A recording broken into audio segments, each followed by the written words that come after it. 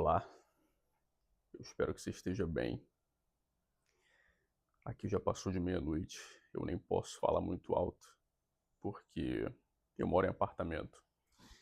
Então vou acabar incomodando os meus vizinhos.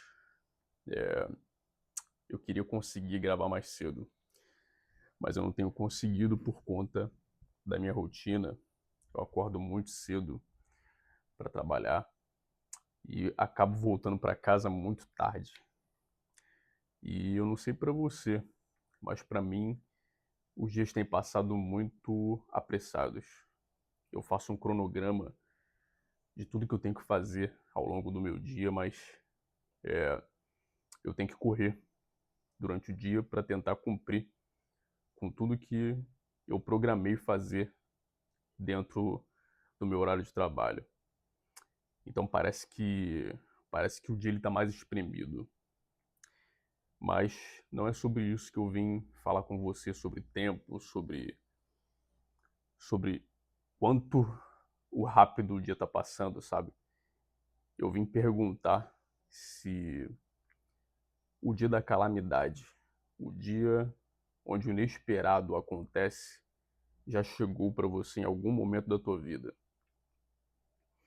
Esses dias eu estava vendo uma matéria jornalística e essa matéria ela mostrava o choque de ordem pela cidade. E eu vi uma cena que me fez refletir bastante. Foi um camarada, um trabalhador informal, e ele perdeu sua mercadoria. Eu imaginei o sofrimento daquele cara, porque de repente aquele ali era o único meio pelo qual ele conseguia levar o sustento para a família. Então eu fiquei imaginando que aquele dia foi o dia em que o inesperado se apresentou a ele. Eu tenho certeza que aquele cara ele não imaginou saindo da sua casa, organizando as suas mercadorias e de repente as suas mercadorias serem tomadas. E ele se vê em desespero, sem saber o que ele vai fazer para levar o sustento para sua esposa, para os seus filhos, para se manter. Então é dessa maneira que o inesperado acontece. É dessa forma que a calamidade bate a porta em algum momento da vida. Pode não ser com ah, um emprego perdido, mas pode ser também com uma doença que é descoberta. E daí começam as correrias para tentar tratar, a preocupação com o tempo, com os meios pelos quais aquela doença pode ser tratada, se são meios acessíveis, se são caros, baratos, se vai ter alguma ajuda. Então, são essas as subtezas da vida. E muitas vezes as subtezas da vida, aquilo que vem de forma súbita, afetam a vida. A vida mesmo, essa relação de vida e morte que está presente no ser humano o tempo todo. Há pessoas que lidam muito bem com essa questão de vida e morte, mas para outros é algo que bate a porta como uma calamidade, que traz desespero. E nós falamos de calamidade no sentido de algo que vem de forma súbita. Mas às vezes a calamidade ela chega e ela se torna uma espécie de temporada. Ela decide ficar por mais tempo. E ninguém está livre disso. Quando as subtezas da vida se apresentam, elas não olham classe social, elas não consultam o CPF, elas não querem saber se a pessoa não tem nada e o que for tirado era o tudo dessa pessoa, ou se essa pessoa ela é alguém que sempre viveu em abundância material nessa terra. Eu lembro do texto que está no Evangelho de Mateus, que retrata muito bem sobre as subtilezas da vida e como elas chegam até nós. O texto de Mateus, capítulo 9, a partir do versículo 18, vai mostrar um momento em que Jesus acabava não, ele estava no discurso ainda falando sobre não colocar remendo novo em roupa velha, não colocar vinho novo em odres velhos. Eu não vou falar sobre esse assunto porque isso já é tema para outro vídeo, mas era quando Jesus acabava esse discurso que duas pessoas foram até ele e apresentaram as suas calamidades. O primeiro foi um homem. Esse homem a Bíblia diz que ele era chefe da sinagoga. Sinagoga que é o templo da religião dos judeus. Eram lá que eles se reuniam para falar sobre as tradições, sobre a lei, estudar. Então, esse chefe da sinagoga, ele procura Jesus e ele chega em total desespero, porque, segundo ele, a sua filha estava morta. Então, a gente pode entender que, para esse chefe da sinagoga, o grau de calamidade, ele já havia chegado no máximo, porque a morte, para o ser humano, é o último estágio. Então, esse chefe da sinagoga, ele chega até Jesus e, em total desespero, fala: olha, eu preciso que você vá comigo lá agora. Ele nem deixa Jesus concluir o discurso e ele pede que Jesus o acompanhe até a sua casa porque a filha dele estava morta. Porém, no caminho da casa desse homem, uma mulher se apresenta no meio da multidão que cercava Jesus porque ela precisava ser curada. Curada de um fluxo de sangue, uma hemorragia.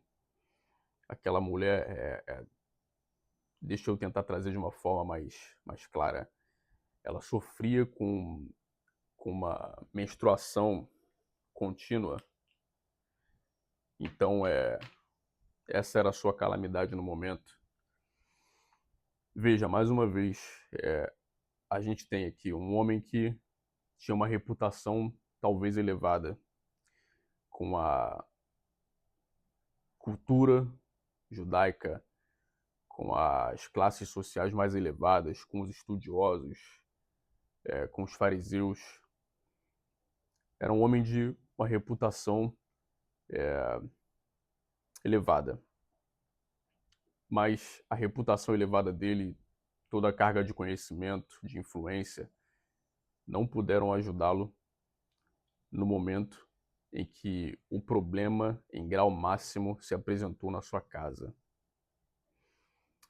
Então, esse homem, ele não pôde recorrer a tudo aquilo que ele havia construído como bagagem na sua vida.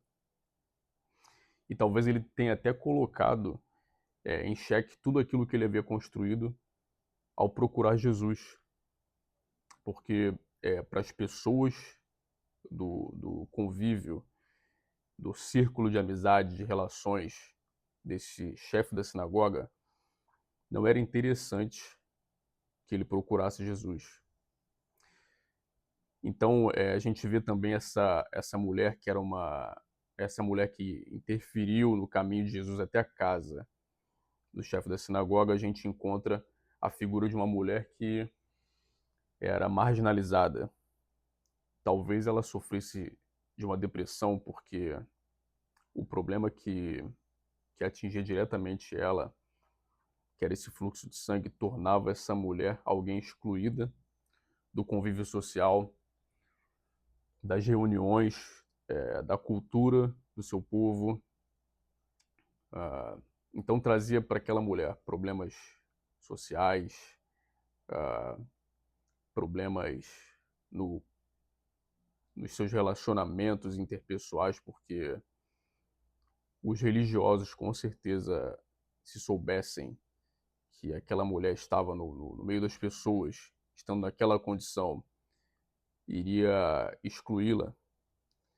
Então era uma pessoa que vivia completamente, como eu posso dizer, conturbada.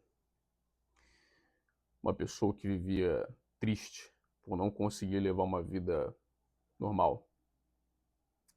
Então a calamidade, ela não respeita a condição social de ninguém, ela não respeita se você tem muito conhecimento, se você é relevante na sociedade, se você tem grana ou não. Ela simplesmente bate à sua porta. E você tem que saber lidar com ela. Bom, nas duas situações, Jesus conseguiu solucionar o problema. Eu imagino o tamanho da alegria daquele chefe da sinagoga quando Jesus chega à sua casa e traz a filha dele de volta à vida. Um momento de imensa alegria, não só para ele, mas para a família toda que acompanhava já o cortejo fúnebre. Então aquela menina vem, ela tem a sua vida restituída e passa a viver novamente com a sua família. Por outro lado, a mulher que vivia naquela menstruação contínua, ela também é curada pela sua alegria e ela pode levar uma vida normal. Alívio. Quem não quer ter alívio? Quem não quer ser socorrido em meio à sua calamidade? Todo mundo quer. Isso é maravilhoso e eu creio que Jesus, ele pode alcançar a calamidade de cada um. A minha, eu já tive as minhas, você tem as tuas. Isso vai continuar acontecendo. Importa que você tenha recursos, e o melhor recurso para você lidar com a sua calamidade é Cristo. Não duvide, clame a Ele, que Ele vai te socorrer. Mas vamos mais a fundo. Eu quero fazer você refletir sobre o momento em que a solução ela ficou para trás.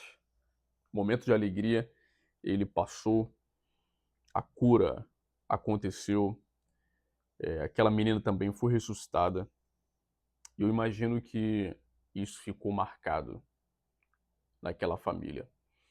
Eu imagino que aquela cura ficou marcada na vida daquela mulher. Tem um camarada que é muito engraçado e eu tenho acompanhado ele nas minhas redes sociais. E ele, quando encontra algo surpreendente, uma comida que ele gosta muito, ele fala: Uau, depois disso a minha vida nunca mais será a mesma. E é exatamente assim que eu imagino que aconteceu com aquelas pessoas. A vida deles nunca mais foi a mesma depois que Jesus interferiu. Jesus fez a intervenção na calamidade que eles estavam vivendo. Mas reflita comigo, anos depois, aquelas pessoas envelheceram e partiram dessa terra. Ou pouco tempo depois, de repente, eles ficaram doentes e podem ter também partido. O que eu quero dizer com isso? Que as intervenções em meio às calamidades, elas são apenas como eu posso dizer, uma extensão daquilo que um dia vai acontecer. Um dia a nossa vida vai ter fim, aqui no planeta Terra. E o que vai ficar guardado desses momentos em que as calamidades visitaram a gente e nós fomos socorridos? Porque a nossa partida dessa terra, ela não vai poder ser abreviada para sempre. Quando a gente fica doente, a gente pede a Deus para que a gente não parta porque a gente tem planos e a gente quer realizar coisas, mas em algum momento a partida vai chegar.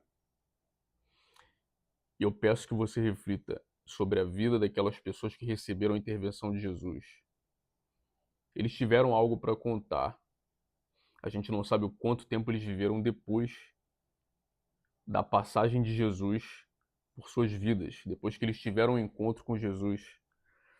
Mas eu tenho certeza que muita gente foi até aquelas pessoas para saber: poxa, como é que foi isso? Me conta mais. Me conta mais sobre esse homem aí que te ressuscitou. Eu imagino que muita gente perguntou para aquela menina, para a filha do chefe da sinagoga. Muita gente perguntou para ele: é verdade que Jesus ressuscitou tua filha? E ele pôde falar: olha, foi muito especial. É verdade. Ele ressuscitou minha filha, ele veio aqui na minha casa e ela já estava morta. E ele trouxe ela de volta à vida.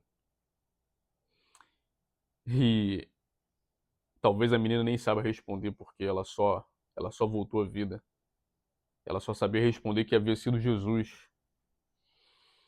E aquela mulher que sofria com hemorragia contínua, a sua cura, tudo que ela contou para aquelas pessoas que perguntavam, procuravam ela. É verdade que Jesus curou você? E ela falando, é verdade. Eu levava uma vida horrível, não podia conviver conviver normalmente na sociedade. Eu vivi dias terríveis, até que ele passou por mim e me curou. O que eu quero dizer com tudo isso? É que a calamidade ela vai se apresentar e Jesus ele pode se apresentar na tua calamidade. E ele pode trazer para você a cura, ele pode trazer para você o alívio, ele pode fazer com que os teus dias calamitosos mudem completamente. Só que o que importa não é que você viva de operações em operações, onde o quadro ele vai mudar completamente, onde a chave vai virar e tudo vai dar certo segundo a tua ótica. Não é sobre isso, mas o legado da passagem de Jesus por tua vida, o legado do teu encontro com Jesus é você saber que você cruzou com uma pessoa especial e que as coisas acontecendo de forma positiva segundo a tua ótica ou não, o que vai ficar guardado é a esperança de você reencontrar esse Jesus especial que um dia trouxe algo especial para a sua vida. É a esperança de um dia você reencontrar esse Jesus que te deu uma ótica nova sobre a beleza que é viver a vida com Ele. É a esperança de um dia você reencontrar esse Jesus que restaurou os teus relacionamentos com o teu próximo. É você reencontrar esse Jesus maravilhoso. Essas pessoas, elas podem ter ficado doentes de novo, com alguma outra doença, essa mulher ou aquele homem. O momento de partir dessa terra chegou para aquela menina que foi ressuscitada, porque ela não viveu para sempre. Mas o encontro com Jesus, ele ficou marcado para sempre na vida daquelas pessoas. E o legado do encontro com Jesus é esse. É a esperança, a certeza, aguardando nele, que aquele não foi o primeiro e último encontro com ele, mas foi o primeiro e depois você vai reencontrá-lo para então eternamente viver com aquele que mudou a sua vida para sempre. A sua vida nunca mais foi a mesma e a sua vida nunca mais será a mesma depois que você tiver um encontro com ele. É isso que eu desejo para você, que você lembre do teu encontro com Jesus. Você pode hoje estar passando por uma calamidade. E a gente vai passar por momentos difíceis aqui em vida. E se a gente confia que Ele está cuidando, a gente tem que saber que os momentos difíceis vão chegar, eles também vão embora.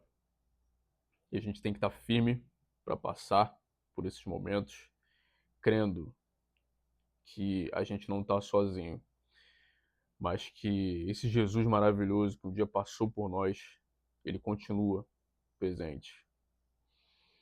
Essa é a minha mensagem, meu compartilhamento do Evangelho para você hoje. Que você espere Jesus não só para ele resolver os teus problemas, não só para ele te trazer riqueza, para ele fazer cumprir aquilo que, segundo a tua ótica, é a vida perfeita, que é baseada em conquistas, sobre ter, sobre ser alguém relevante ou sobre você ser curado. Não é sobre isso, mas é sobre ele estar contigo o tempo todo e você ter paz em meio às tempestades. Para encerrar, eu quero contar uma breve história. É pouco depois do momento em que eu entendo que eu me converti, em que o evangelho ele mudou minha ótica sobre a vida, sobre o mundo, sobre tudo. Pouco depois eu conheci uma pessoa muito especial. O nome dele é Marcos. O Marcos já partiu. Pouco depois que eu o conheci, alguns meses depois, ele veio falecer. Porém, através do Marcos, eu tive uma experiência, porque o Marcos, depois eu descobri que ele estava doente, e a doença dele estava muito avançada. Eu me identifiquei muito com ele gostou bastante de mim também. Depois eu vim saber, a esposa dele me falou, um pastor que era muito amigo nosso também compartilhou comigo. E nos dias em que eu estava trabalhando, nos dias em que eu estava em casa, o tempo todo, eu ficava pensando, na verdade sentindo que eu tinha que levar uma palavra pro Marcos, ir até a casa dele e levar uma palavra para ele. Até que um dia eu cheguei no grau máximo daquele sentimento e eu pedi a Deus que me guiasse no que eu poderia falar pro Marcos, porque uma situação tão difícil, a pessoa tá sabendo praticamente que vai partir e o que eu vou falar para ela? E eu pedi a Deus que me desse uma palavra. E eu abri a Bíblia. E quando eu abri a Bíblia foi justamente a palavra que eu pensei em levar para ele. Eu fiquei muito feliz com aquilo e fui mais encorajado. E chegando lá eu abri a palavra para o Marcos. A palavra era sobre Jesus. Salva, cura e liberta. E eu lembro que eu falei para o Marcos, Marcos, você vai receber essa palavra que eu vou trazer para você agora, mas eu não quero dizer que você vai ficar curado, viu? Talvez seja uma palavra dura, né? Mas eu fui encorajado a falar daquela forma. E eu falei para ele, Marcos, eu não quero dizer com essa palavra que você vai ser curado, mas eu quero dizer que Jesus está contigo para que você atravesse esse momento. E foi o suficiente, porque eu recebi uma resposta tão positiva dele. Ele me falou, meu irmão, eu estava refletindo sobre isso esses dias, e agora você vem falar isso para mim. Eu estou muito mais tranquilizado e eu estou sabendo que eu vou fazer uma passagem boa. E aquilo ali foi de imensa alegria para mim. Pouco depois, o Marcos veio partir. O Marcos não viveu uma vida longa no Evangelho,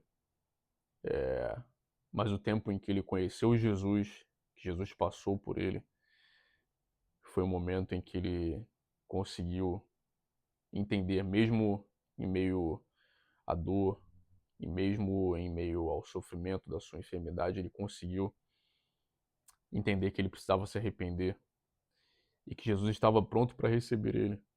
Ele teve uma passagem muito tranquila, muito bonita, Eu não estava lá no momento que aconteceu, mas pessoas me contaram. E eu entendi que o encontro dele com Jesus em vida foi o que garantiu a tranquilidade a ele para atravessar o seu momento de principal calamidade, o grau máximo de calamidade na sua vida, e ele confiar que Jesus estava com ele e fazer com que ele o encontrasse após a sua passagem nessa vida.